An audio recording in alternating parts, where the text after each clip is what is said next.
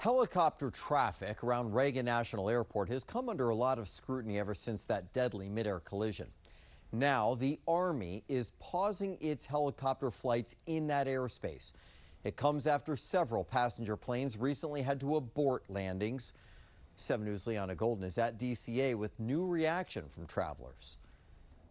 When you're flying in or out of the busiest runway in the country, you got to be conscious of where you're putting those birds in this atmosphere. DCA regular Kyle Olson says every trip now comes with extra baggage. If you've flown in late at night and watched the helicopters fly beneath you as you're on final approach, you've thought about it. The Army is now pausing helicopter flights near Reagan National after this happened on Thursday. 1671, climb maintain 3,000, go around 3,000. Going around 3,000, Delta 1671.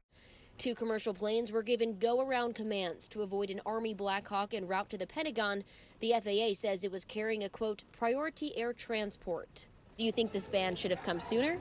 I was a little surprised that they didn't shut it all down right away, right after the accident. 3 more flights had to abort landing at DCA Sunday due to another helicopter's presence. But this time, the FAA says it was police on an urgent mission. I think that it's not impossible for the two to coexist, for military helicopter flights and commercial flights to coexist.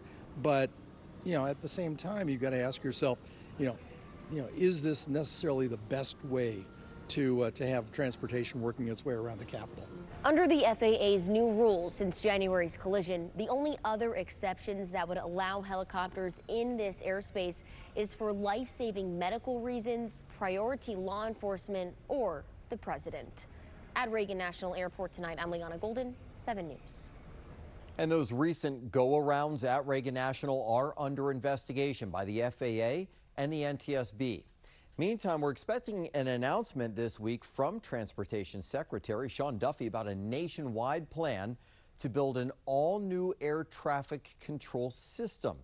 Duffy also recently announced a quicker hiring process for air traffic controllers to deal with the current shortage.